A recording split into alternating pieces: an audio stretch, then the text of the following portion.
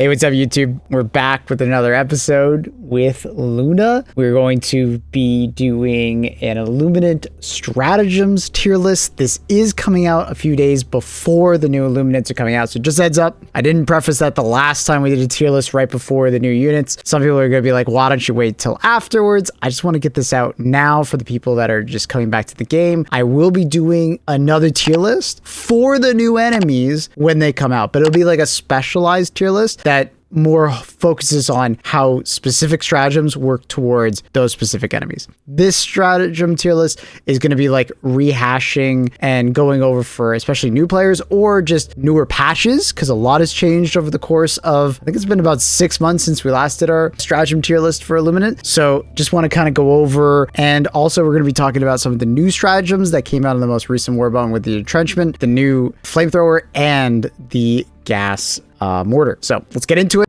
We have the Gatling Barrage. Honestly, very solid overall pick for the Illuminate faction. A tier, short cooldown, effective range or radius is quite nice. You're not really going to be doing too much against the Harvester. There is obviously going to be situations where it will direct impact the top part, which will do some decent damage, but your mileage may vary just because of the inaccuracy of every individual actually impacting the right spot on the top, because if it's hitting the legs, you're doing a lot of reduced damage, but good against the ground forces of both the Overseers, the Flesh Mobs, and the Voteless. Next, we have the Airburst. Airburst performs okay on the Illuminate. I am definitely harder on it when it comes to the other factions, but because of the nature of the Illuminate and medium pen just being enough a lot of time, it does perform pretty well. Easy stratagem to use, and it does perform pretty well. But that being said, because of the ships being on the corners of the map now, you can get some crazy angles. If your ship is on the far side of the map and you're kind of going to the opposite side, you can get some insane angles where like it basically is going to have a massive footprint and may miss completely on the enemies that you want it to land on. So just keep a heads up on that. Next, we have the 120mm barrage. I feel like this is a really good pairing for the Illuminate faction. Short cooldown relative to the other larger barrages, while also maintaining a not too large of an area effect. So good for like Illuminate dropship dispersion and stuff like that. You know, typically Illuminate dropships are not going to be that far apart. So I do find it does a really good job at that, and it comes out relatively quite quickly. I find Illuminate drops are not nearly as long as like bot drops and so on and so forth, so it does perform quite nicely. Next, we have the 380 barrage. Same kind of thing, but larger impacts overall. Still a great option for individual Illuminate ships and so on and so forth. Good for the new bases as well. They have redesigned them. The ships are relatively quite far apart, so the 380 does have chances to do quite well in those situations, but I probably would angle more towards the 120mm barrage. I do prefer it more in that situation. Oh, I think Luna's heard something. She needs to go investigate. She will hopefully be back later. Next, we have the walking barrage. I don't think the walking barrage gets nearly as much of a love from me personally on the Illuminate front. I don't use it nearly as much as I do on the bot front, especially, but even the Terminus as well. Almost want to put it B+.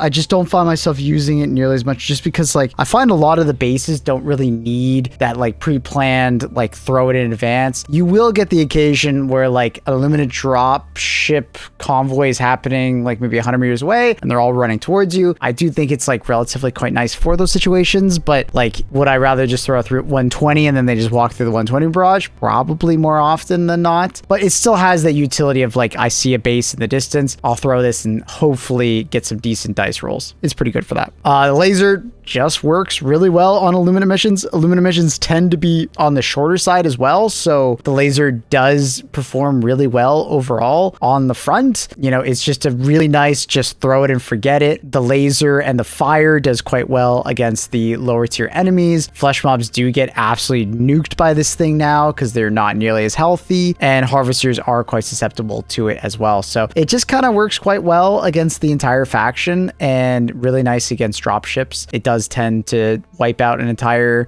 facility, and you just keep kind of moving on. We'll see how it works against the larger spires and so on and so forth, but I'm definitely curious. Next, we have the Orbital Napalm Barrage. No surprise there. This thing is absolutely cooking, pun intended. It is extremely good against literally every enemy that we currently have on the Illuminate front. I'm very excited to see about the new enemies and how susceptible they are to fire, but basically as it stands now, literally the best overall barrage you can use. It just has insane coverage. Even harvesters are very weak to fire.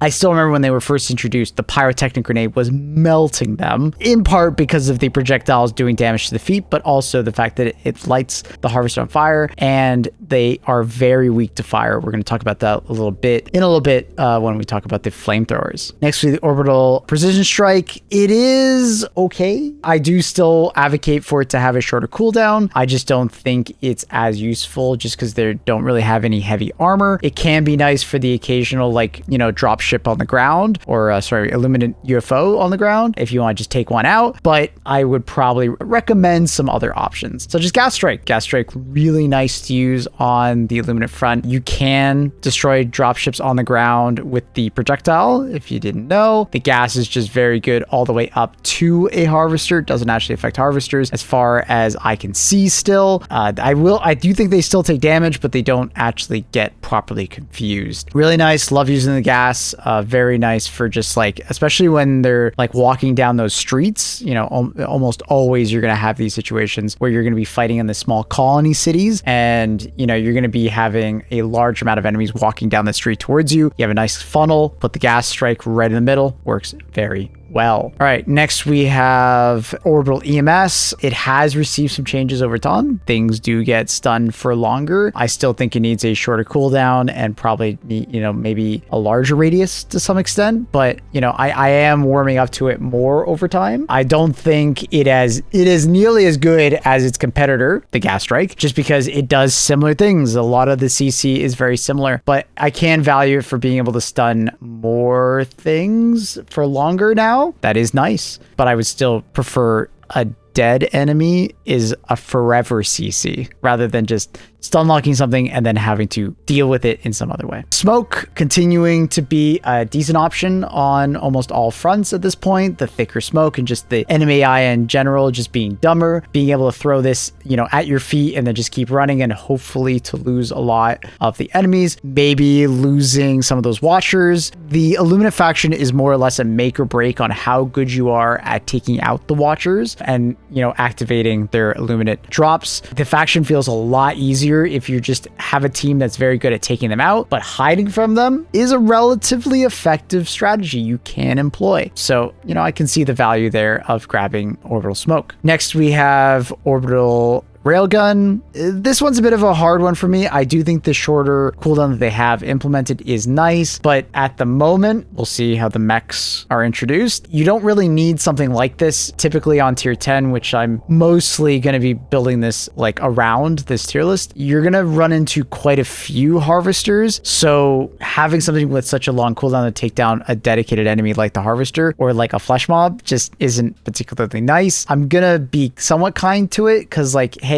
if you need it to be deleted right then and there, it is that option and it can be nice for it, but I don't think it is much better than a B-. This will be going further down the list. And honestly, if I'm being more realistic, especially if you get a harvester variant, it'll feel more like a C+. But I do think the instantaneous nature of it is still something to be somewhat favorable for. All right, next we have Strafing Run. Honestly, just another solid one just right next there to Gatling Barrage and Gas Strike and so on and so forth. Just a solid option because you're doing a lot of city flooding with enemies in a nice narrow threshold. It's great. It won't one-shot flesh mobs very reliably. It can happen if you get pretty lucky with the spacing and the angle of approach and so on and so forth. You can get it to multi-hit and kill a flesh mob, but it doesn't happen very often because of the nature and the height of harvesters. It typically doesn't take those guys out either, but it can be very nice for the more of the basic ground units or just weakening flesh mobs. And I can give,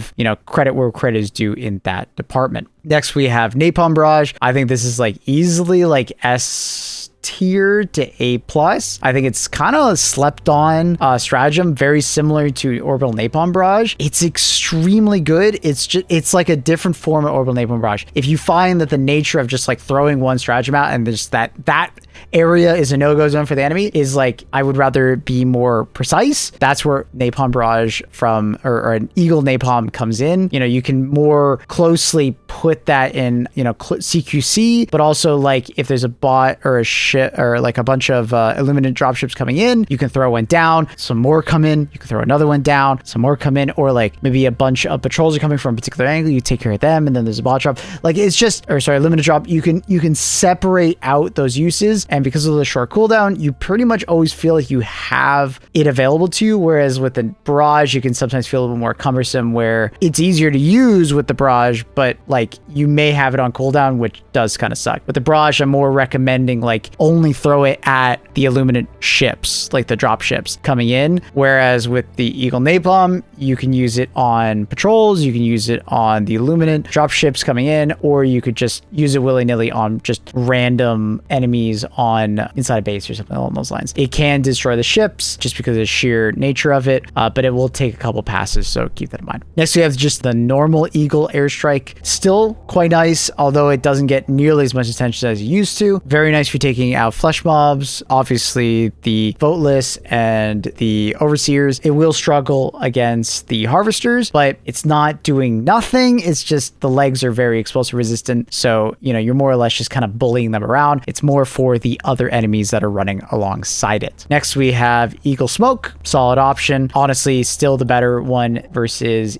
Orbital Smoke. I think Eagle Smoke just kind of is the more precise option, similar in the talk that we had about Eagle Napalm versus Orbital Napalm. So yeah, decent for playing stealthy and to avoid patrols and stuff like that. More instantaneous as well. Next, we have one of the better ones that has stuck around, the Cluster Bomb. The Cluster Bomb has maintained a good position in my books just for this particular faction, just because there's so much infantry and medium pen is more than enough for this faction. Highly recommend bringing the cluster munitions. It is just really nice to have. Just be careful. Don't throw them on your teammates, please. But unfortunately, it does struggle against the Harvesters, just like with the Eagle Airstrike. Obviously, because of the explosive resistant nature of the legs, you're more going to be looking at just like tickling them, but it does so well against the rest of the infantry that I'm going to be placing it quite high. 110mm rocket pods, I can't really recommend it. Like, yeah, it can target individual flesh mobs or target a harvester, but I just can't really recommend it. You can do some decent damage from here to there, but like it's not like a reliable tool for taking out like mass swarms of them, and you're definitely going to be wanting to take out the shields first when using it against harvesters. I just have never been really impressed with the accuracy versus harvesters, and in general I've seen too many harvesters survive individual 110mm rocket pod attacks. If I'm being kinder, it's probably like a B- against harvesters itself, but honestly, just because it's not particularly great against flesh mobs and the other enemies, and it's going to be closer to C. 500 kg, maintaining its solid nature in general in this game. Really good against objectives, very good against flesh mobs, and just general like mobbing. It does fall short in some areas, like for harvesters. Harvesters are fairly resistant to it. It can die to a 500 kg. I've seen it happen, but like I said previously, 500 kg, a lot of explosive damage. Harvesters very explosive damage resistant. It doesn't always work out the best in its favor. Next, going into our stratagems, we have the Breaching Hammer. This one's a bit of a hard one for me to place just because it is fairly effective against like the larger enemies.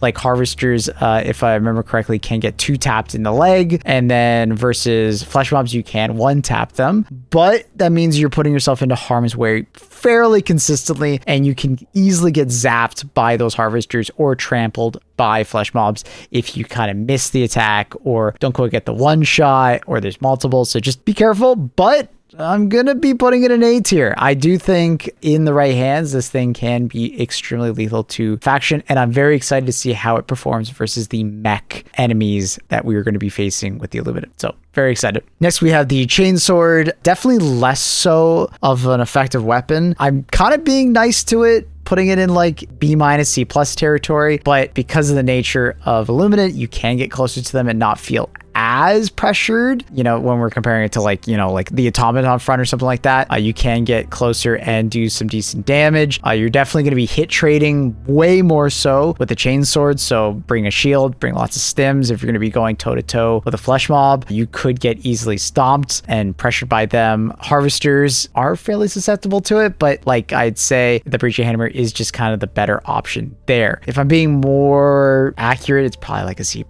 B- maybe if you're very good at melee. Next we have the flag. It's a flag, but they did add a aggro mechanic to it. If you're holding the flag, enemies are more likely to run after you, which is interesting. That could be used for some turret play. Let me know in the comments down below if you are going to be utilizing something like that. I just don't think it's particularly useful. And if you're going for a melee weapon, there just are better melee weapons out there. The flag getting the aggro can potentially be beneficial to you, but it also could be a huge negative to you when you're playing in a team environment. Okay, next we have the Stalwart. The Stalwart's a bit of a tough one for me to place just because I do think it performs quite well against the majority of the enemies on the faction, but it does fall short on dealing with the harvesters. You can aim the Stalwart purely at the eye of a harvester and just hope for good accuracy and not to get zapped and eventually kill it in the eye, but it doesn't always run in a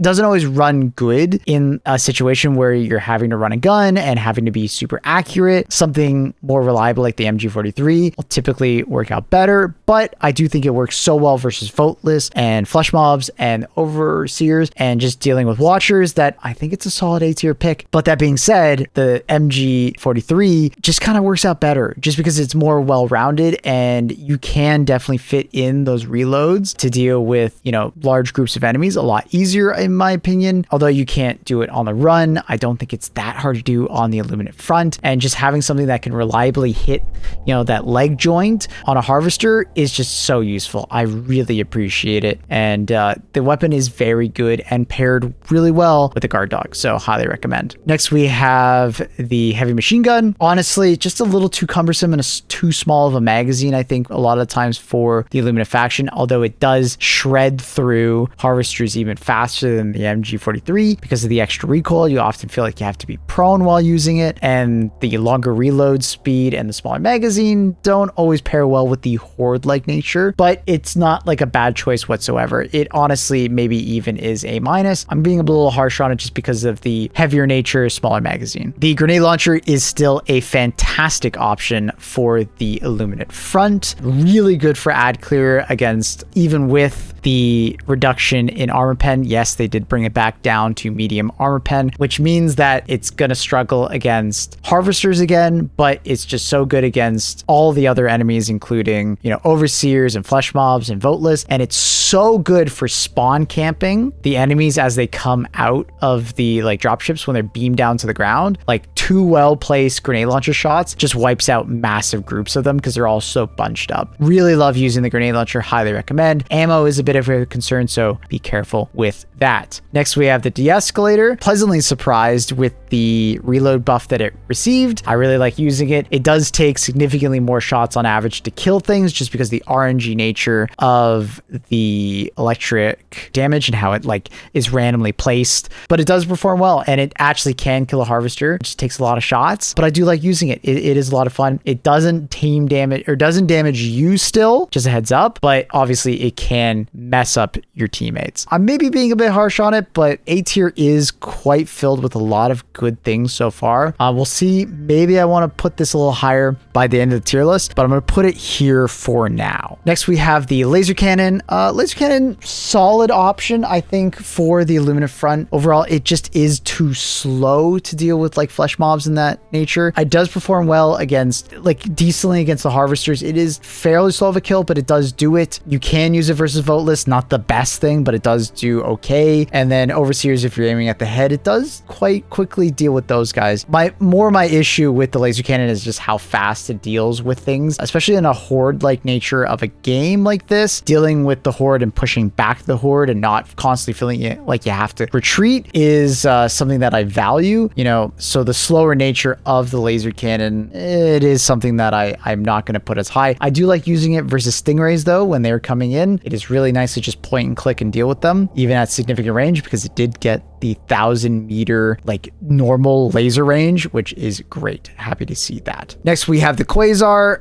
Some people are going to be like, oh my god, you're putting the Quasar so low. Guys, anti-tank weapons aren't really necessary nearly as much on this front, and we have so many great options, especially above, that deal with harvesters and everything else, right? Harvesters aren't really the biggest of threats on the Illuminate faction, especially when we're having these like horde-like enemies come at us. Like you're not going to be shooting a Quasar at a lot of the enemies you're going to be dealing with. It's basically just the arms of those harvesters, and it doesn't even feel particularly that good against it, because you have to take down the shield first, and then you have to charge it up, and you have to be dodging some lasers, and I don't always love it. I honestly would rather use quite literally a lot of the other AT options on this front. The unlimited ammo also just doesn't feel nearly as useful, because on the Illuminate front, you typically have a lot of ammo just sitting around because you're typically fighting alongside the colonies, the cities, and there's just ammo stricken everywhere on those wide open maps. When you're in the Illuminate cities, ammo's a little bit more scarce, but there's also less enemy spawning, so not big of a concern. Epoch. I love this thing. It actually performs really well against the hordes of enemies, performs well against flush mobs, performs well against the harvester. The only problem is the charge up and the reload, which is why it's more around the A- tier, but it works quite well. I would highly recommend giving it a try if you haven't already. EATs and Commando, I'm going to put out there right now. I do think they are solid options to bring just for eliminating harvesters. You know, you see a harvester in the distance, you call it in, take out the shield, one tap, you just keep moving. I do think the Commando is a better option, just because the Commando, you have 4 shots and you only need 1 shot to take out a harvester. So potentially 1 Commando can take out 4 harvesters depending on your aim. So it is technically the better option in that regard. Just point and shoot. You're not really going to be using the Commando for too many other things, which is why I kind of just want to put it down to B+,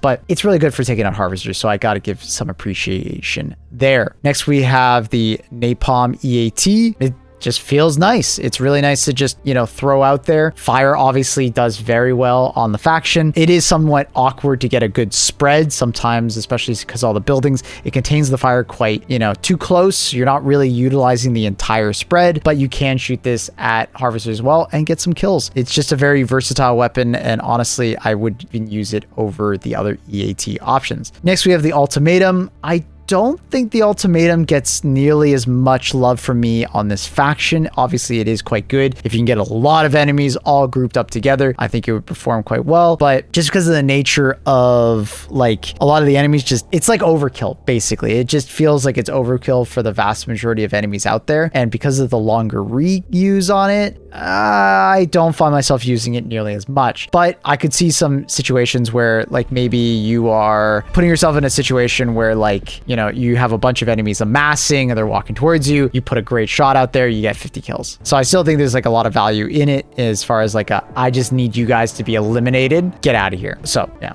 Next, we have the AMR, still shining brightly for dealing with all the different types of Illuminate out there. Absolutely love using this thing, especially after the changes to flesh mobs. It deals with flesh mobs quite nicely. You will be mag dumping on them, but it does deal with them quite nicely. Harvesters get absolutely eviscerated by this thing. Stingrays get eviscerated. Overseers get eviscerated. It's just really good weapon to use. Next, we have the Railgun. A little bit harder to use, but honestly, it doesn't actually perform too bad. It actually can delete harvesters quite effectively, obviously. I hate using this thing versus overseers, which is why it's going to be in the B tier, but it actually does do really well versus flesh mobs, especially after the changes. A fully charged shot, I was getting kills on flesh mobs within like 2 to 3 hits on average. It just eviscerates them because it passes through and hits a lot of the weak spot eyes. nice. So you can actually take out quite a few flesh mobs all at the same time. Doesn't really do versus the voteless, wouldn't recommend them there. And because of the armor type of the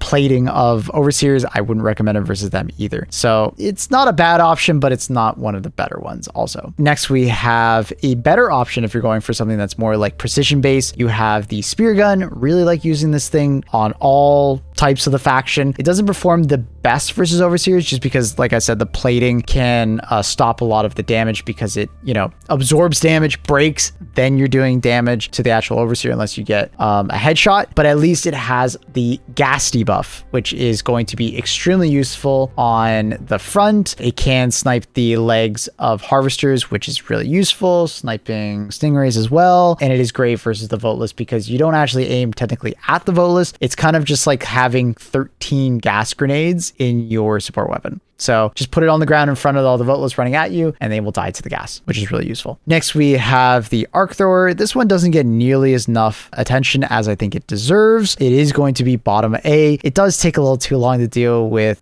flesh mobs, but it does so well versus a lot of the other enemies and can stun harvesters, which is nice. It's not the fastest kill on a harvester, but it can do it. But it is really nice against the voteless, just being able to spray and pray at enemies at distance. Just be careful. Don't kill your teammates, please. So yeah. Next, we have the flamethrowers. You got to get a little up close and personal with them, but the flamethrowers in general right now are cooking, pun intended. They are extremely good. I do find the normal flamethrower to have range anxiety. If you guys didn't know, the flamethrowers do have damage fall off. The closer to the barrel the enemy is when you're firing at it, the more damage they take. So if you're using the base flamethrower, make sure it's pretty damn close to you. I do think the flamethrower is like solid A tier, but that being said, the new flamethrower is up in S tier. It's insane versus Illuminate. You will absolutely melt harvesters, flesh mobs, tier 1 voteless, overseers, and you might be like, why? It's got a backpack. I can't wear a backpack with it. It's one stratagem that has a ton of ammo and has more range than a normal flamethrower, and fire is extremely good versus this faction. We don't know how it's going to perform versus the exosuits yet for the Illuminate, but I would imagine it's probably going to perform still pretty damn good just because this faction in general is quite weak to it, and the nature of exosuits, it kind of looks like the driver of the exosuit is going to be quite susceptible to fire, but we'll see. We'll have to see. But yeah, the Cremator is amazing. Highly recommend using it. It's so much fun. Next, we have the Sterilizer. I've been using it actually a decent amount today just because I wanted to get my impressions on it again. I don't even think it's working properly. There's been a lot of times where I'm gassing up enemies and they're running straight at me, and then I juke left and they've tracked me perfectly. They're tracking and following me and attacking me the entire time I'm gassing them up. I don't know what's wrong with it. I think it actually just is bugged. It's still applying the damage and they visually have the gas effect on them, but and they do eventually die to the gas, but it's just like, what's happening? And they're not actually getting disoriented. I don't know what's going on there. The other gas effects in the game are working properly. I don't know what's wrong with the Sterilizer itself. Very weird. Next, we have the Maxigun. The Maxigun's a bit of a hit and miss with me. I do think it is a solid weapon for the Illuminate faction, but it's not one of my beloved weapons because the per damage bullet of the Maxigun is lower. I don't always love using this thing for the hordes of enemies in front of me. It kind of feels like it takes too long to take out individual enemies. I wish it felt like more of a buzzsaw versus voteless. I wish it took out flesh mobs faster. I wish it was faster at dealing with harvesters, and I wish I could move. Honestly, I understand the realism component of you're firing a minigun at a crazy rate of fire. There'd be a lot of recoil, so you kind of have to hold position. But after using the Cremator and not having to sit still, it makes me want to at least be able to move a little bit, even if there's some kind of penalty due to accuracy or something like that when you're moving with the minigun. Next, we have the belt-fed grenade launcher. It's mostly an ammo concern for me why I'm going to be putting it in middle B tier. I do think it just kind of has trouble performing just due to a lack of per damage per grenade launcher shot and just overall ammo economy. The fact that a voteless can survive one shot of this is kind of mind-boggling. I don't love that. I really wish that it would have more damage per shot. Just hitting the breakpoint of one-shotting a voteless is kind of important to me. It did maintain its heavy pen, so it is better than a couple other options for harvesters, but it goes through so much ammo to kill a harvester that doesn't feel particularly good. So my love for it is lower just because it kind of burns through all of its ammo too fast, and it's mostly like a per damage problem, per shot damage problem. Next, we have the Recoilless. It's just a weapon that doesn't really feel necessary on this faction at the moment. We'll see what happens with the exosuits. But if you have a teammate that is taking off the shields of the dropships as they come in, this does one-shot the dropships as they're coming in for Illuminate drops. That is something to be noteworthy of. It can snipe objectives at distance if you take out the shield first. It can one-shot harvesters, but like we talked about, it's kind of overkill for harvesters, so not really that good. It's okay. I'm going to put it B tier just because it can be very good at dealing with lots and lots and lots of, larger enemies, and you technically could put on the HE ammo and fire it at flesh mobs, even though it's not very good at doing that. Yeah, not the best. It's definitely on the B- side of things. Next, going to Airburst rocket launcher, one of the most deadly weapons we have in the game, both to your enemies in a way and to yourself. Decent ad clear, but it's just so deadly to yourself that it makes me want to just put it like, bottom of B tier, C+. It just, more often than not, it hurts the team more rather than helps it. I'm sure there's some lords of war out there in the chat that are just goddamn giga chads that it never blows up in their face. It never prematurely blows up and kills a teammate. Like, they always place it perfectly and it always has a perfect ammo economy. But I just find if you average things out, my average teammate or my average use of it is about a B- grade. It can do some special things from time to time and kill lots of enemies because they are quite susceptible to this damage, but more often than not, it's going to not be as effective as something that's just easier to use and less deadly to you and your teammates. Sorry. Next, we have the Spear. The Spear is probably even lower in my books than the Recoilless just because it's a weapon that's even less useful at the moment. We'll see how it is versus mechs, but the less ammo, the tracking nature, the fact that you need to drop the shields first, then you got to pull it out and you got to wait for the tracking, then you got to fire it off. It just takes longer to do things than just like the point and shoot nature of the Recoilless. Obviously, you don't have to aim with the Spear, so that's maybe a plus to some, but I would probably rather use the Recoilless or just like an EAT, honestly. Autocannon literally just got a reload buff. This thing is still popping off on the Illuminate front. If you haven't used it recently, feels really good. Put it in flak mode, absolutely eviscerates enemies. Every 5 shots, throw in a reload when you can. It's still quite nice against harvesters. I'd recommend taking off flak mode and putting on the armor piercing mode, aiming at the legs. You're good to go. The flak mode can kill a harvester, but it's like a lot of rolling of the dice just because you need the flak shrapnels to hit the leg, and that's just not a reliable reoccurring thing that always happens. But seriously, still a great option when it comes to support weapons. Another one that I love using from time to time, but it can be somewhat unreliable, is the W.A.S.P. It's really fun to just like track onto a bunch of different units, fire one shot off at a time. Great versus flesh mobs, great versus overseers. It can deal with harvesters, but it's a little bit hit and miss, but still solid. Good ammo economy. My problem more so is that it's a hit and miss in the sense of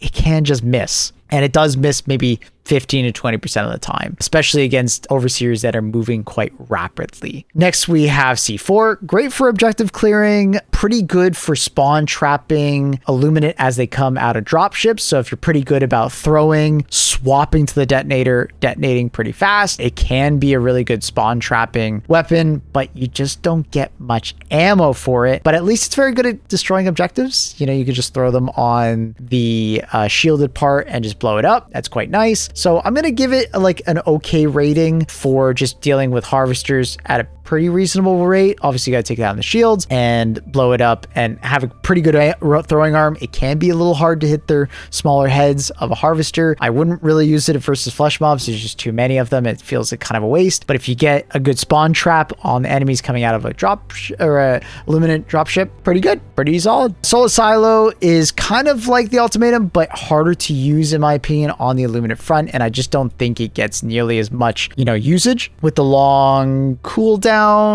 similar to the ultimatum. But I just find like the ultimatum is just easier to use on the Illuminate front just because of the more run and gun nature of it.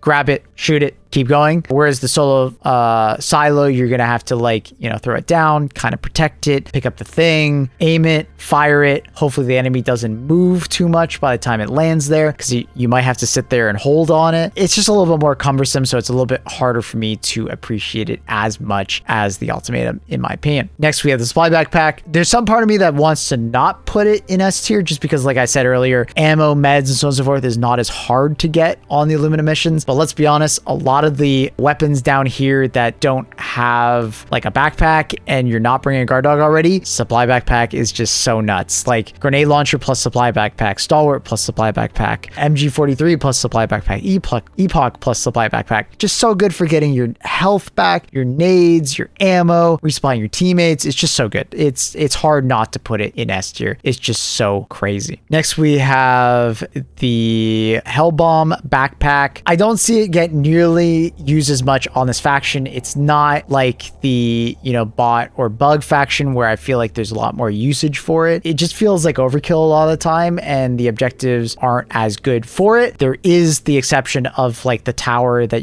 I'm forgetting what it's called, the big tower that has like the, you know, if you walk up to it, press E, your head explodes. You know what I mean? But you need to like blow it up with a hell bomb. You have to. This can make that like step a lot easier, because you can already just have it on your back, walk up to it, activate the hell bomb, get out of there. Because I'm sure you've been in that situation where you're trying to get the hell bomb down and just another patrol shows up. Oh, hey, a watcher and a bot. Like, you know what I mean? Like, and an Illuminate drop. Like, it can get very annoying to deal with a hell bomb placing and having to do the code sometimes in those situations. So I can definitely appreciate the hell bomb backpack there, but it just feels like it's kind of unnecessary to use a lot of the time on the Illuminate faction, where like more pointed support weapons and backpacks, or more roaming, like on the run and gun, tend to be a little bit better. We'll see what happens with the new objective. Maybe the Hellbomb backpack shines really brightly against the spires.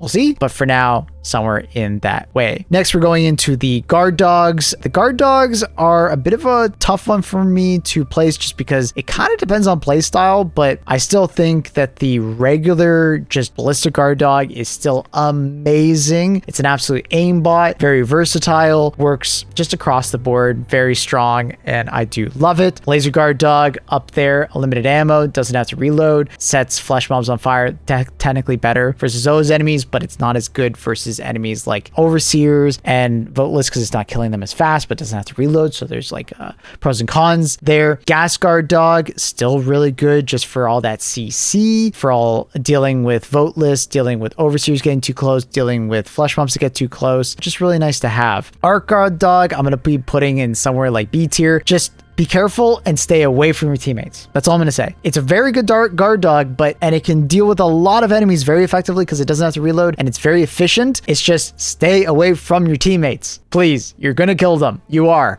absolutely going to kill them. Please stay away from your teammates. Please. And then lastly, we have the fire guard dog, working very well. It does disorient enemies because it is a beam of fire, and it can take care of harvesters if you get close enough. It probably is awarded with the top guard dog spot. It's not quite S tier in my opinion, because it doesn't always feel necessary, but they're just so nice to have on your back, especially when paired with one of the other stratagems out there. But guard dogs just feel so nice. Highly recommend them out there. I might end up changing that. Maybe I might put the fire guard dog up here in like S tier territory, but you know what? Yeah, we're gonna put it there. Yeah, I don't know. Running it lately, especially with the, like, I've been using like the regular flamethrower with it. It does feel really nice. I gotta put credit where credit's due. All right, next we have the ballistic shields. Just not particularly useful in my opinion on this front. Yeah, it can absorb damage, but like I just don't particularly love or need it. Like, I feel like the ranged output of the Illuminate front is quite low. We'll see how it changes with the mechs. I don't feel like I really need it. It is somewhat nice to have to block some amount of damage on your back when you're getting hit by like melee when you're running away. But yeah, I would rather have a guard dog to deal with those enemies, if I'm being honest. I don't always love using it. The directional shield honestly is even kind of lower, just because you have to use it with a one-handed weapon, and it doesn't work against melee damage like the ballistic riot shield does. So yeah, the ballistic shield is kind of just the better one of the two. Yeah, the directional shield just has a lot of hard time being used in that situation. Sorry, I messed up the icons there. This is directional shield. This is the personal shield. Personal shield doesn't need to be used nearly as much, I find, on the Illuminate front, but yeah, it's useful. You know, if a flesh mob's running you down, you know, it will absorb a lot of damage there. Chip damage from different sources is nice. It can absorb the shock effects from a bunch of the Tesla towers and stuff like that. So, you know, I can see the value there. But like I've said a lot of time, your best offense is often your best defense on the Illuminate front. So I would probably rather have a guard dog or a supply backpack a lot of the time. Next, we have the mobility options. Like I always tend to say with the mobility options, they are dependent on the user and how well you are at getting away and getting used to using it in advantageous positions. If you're, you know, a savant at just knowing how to use these things, you know, for getting height, distance, verticality, whatever, you will get like S tier levels of utility out of them.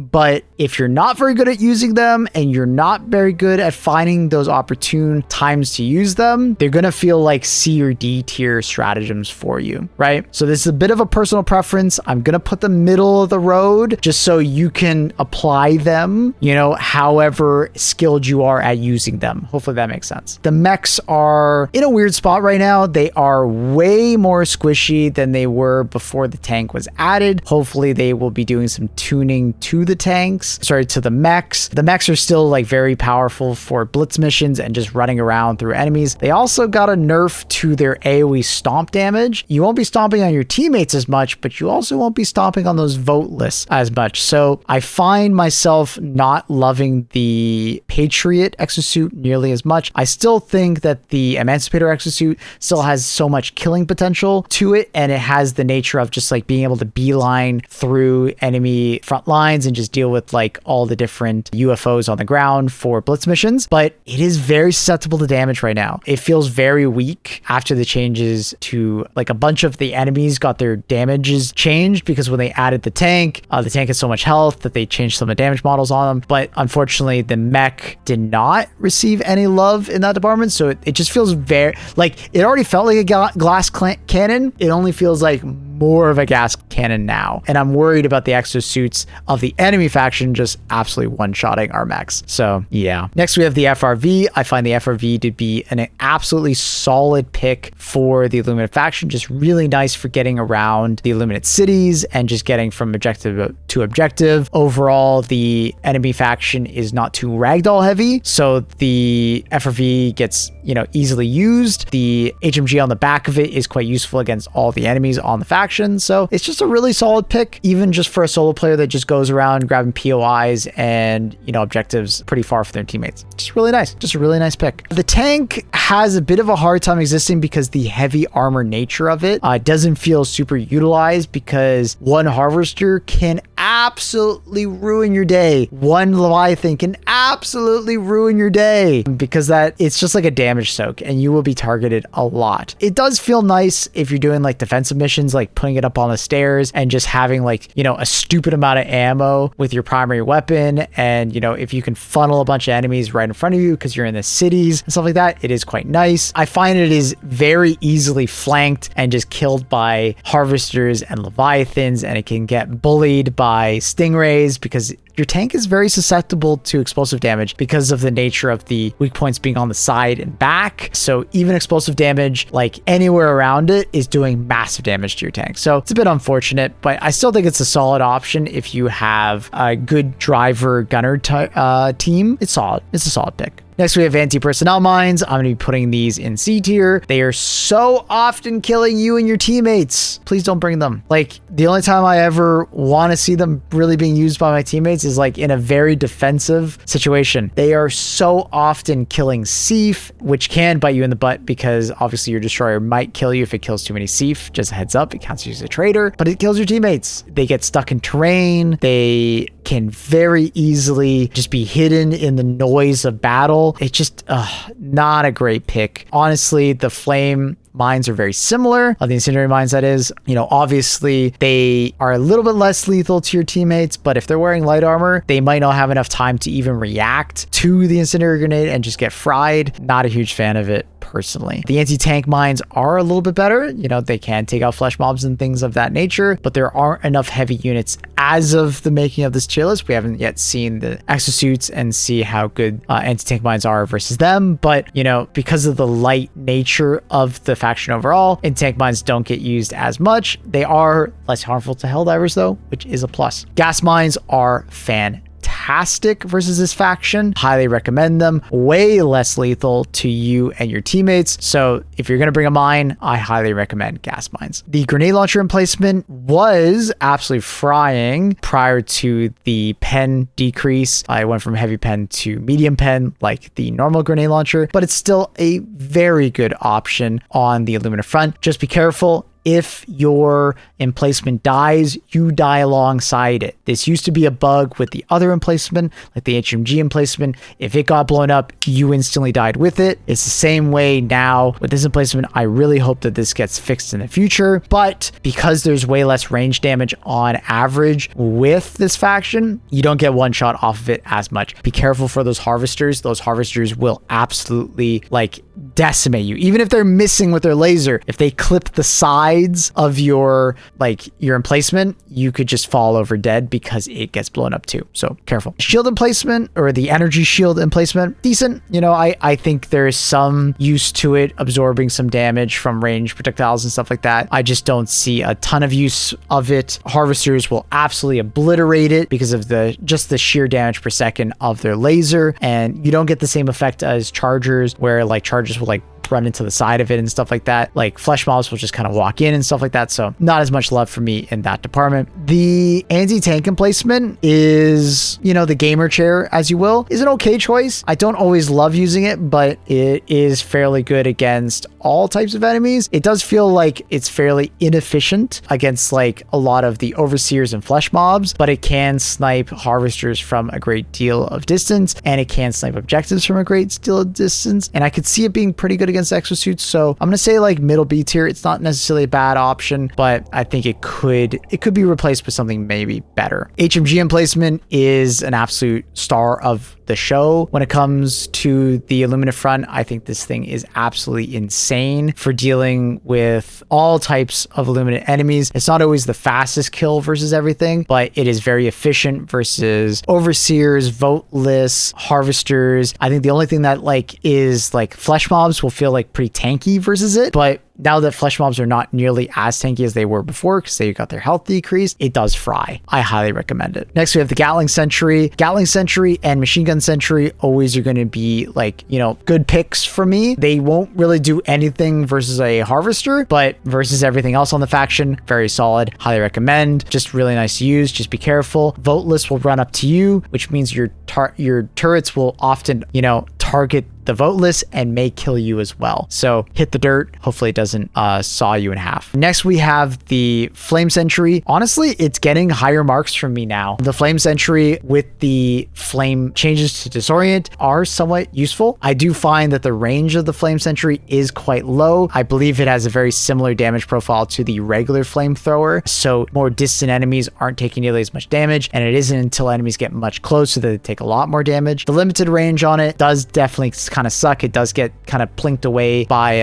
overseers and things of that nature, and flesh mobs will not die a lot of the time before it gets to it. So if it's in an optimal situation, it's lighting the ground on fire and it can like kind of like disorient a flesh mob and detract it from like starting to hit it. It can perform pretty well, but it's not going to get top marks for me just because limited range, and yeah, it's mostly just limited range. I still wish it was more like they basically just put the Cremator on the Flame Sentry. You know what I mean? The Cremator. Like, I think that would work out better because I think right now it's basically using the same damage profile of the normal Flamethrower. Rocket Sentry, pretty good. You know, I don't think it performs nearly as well as the other factions, but it can snipe objectives. Voteless do overrun it and it stops firing if enemies get too close to it. It can deal with harvesters pretty effectively, and it can deal with flesh mobs quite effectively. So I do like it, but you know, it's not going to get top marks from me. Honestly, the Autocan Sentry is a little bit better than the Rocket Sentry, even though the Autocan Sentry doesn't have as much total ammo. It will continue to fire even though things are very close. It does have a lot of AoE damage and a lot of damage per second for dealing with, let's say, flesh mobs getting too close, but you know, it still has the issue of it is slow to rotate. It doesn't always feel like it has enough rounds, and honestly, it does kind of overkill voteless pretty well, and it doesn't have like target priority, right? So a lot of times it will just shoot at a voteless over a flesh mob, which kind of is unfortunate. Next, we have the regular mortar. It's going to be like somewhere like C-. It's just too slow a lot of times. The Illuminate faction in general is pretty fast, so if it has an enemy that it wants to target, it aims at it, it goes down, it goes up, or it goes up and goes down, and it will land behind an enemy a lot of time. You almost need it to ping an enemy in the front so it hits the enemies in the back, if that makes sense. And also, it's very lethal to you and your teammates, just because the voteless are going to be all over you a lot of time, and it will be trying to target those voteless. So be careful, always be moving back, because it could target you and kill you. EMS mortar, a lot more usable on the Illuminate front. I think it's like a solid like A- at this point. We're going to get to the gas sentry in just a second, but like I think it's still a really good option for just slowing down the horde getting close to you. You do have to obviously protect it to some extent, but it is really nice for just the CC it brings to the table, especially on the defensive missions for that horde. But the gas mortar is a top performer for me. I really enjoy just throwing this thing out. I do like pairing it with like a machine gun sentry next to it to kind of protect it from, you know, random voteless occasionally, but this thing just kind of farms kills for you on the Illuminate front. All these like random voteless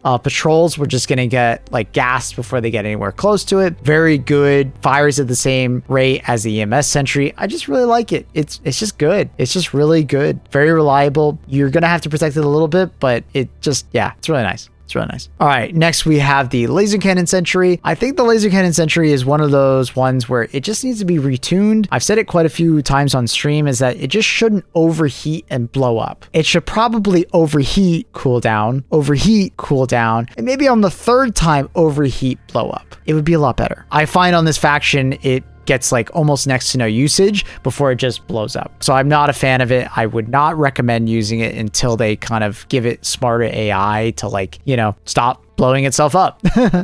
It would be a lot better in those situations, but at the same time, it suffers from the same thing the laser cannon has, where it doesn't have a lot of damage per second, so enemies can get up close and personal with it very quickly. All right, and lastly, we have the Tesla Tower. Really love this thing. I think it performs really well on the Illuminate front, just because a lot of enemies are melee focused. On the Illuminate front, it's very good versus voteless, very good versus basically everything up to a harvester. Harvesters do just kind of nuke it and snipe it, but if you could place this thing in a good spot, I really like this thing. It does really well versus everything but a harvester. And technically, if a harvester gets close enough, it'll stun the harvester and then technically kill it. So really like using it. Just make sure you're pinging it and telling your teammates when you throw it down, because it can be extremely lethal to them as well. But I think it's so strong in a defensive posture, or just like throwing it off on like an off angle, that it's just really good. It's really good. And I think it's easily communicated that like, hey, Tesla Tower over there, or you could just shoot it if you think your teammate's going to get too close to it. So let's look through the tier list as it stands here. I think I'm very happy with a lot of it. I do think I can maybe drop the supply backpack down a little bit, but I honestly think it's still there. A lot of the guard dogs are very close to all sitting in S tier, but I don't want to put all of them. I want to put maybe just the one that I think is maybe the top performer at the moment. Really happy with a lot of these placements. I'd probably put the cluster bombs a little bit lower on average. I like these positionings. I'm going to put the 380 a little bit lower, not used as much. The melee weapon a little bit lower on the tier list. Epoch is a little bit harder to use, but I like that I put those there. That's fair. EMS mortar there. Okay, happy with all these. Yep.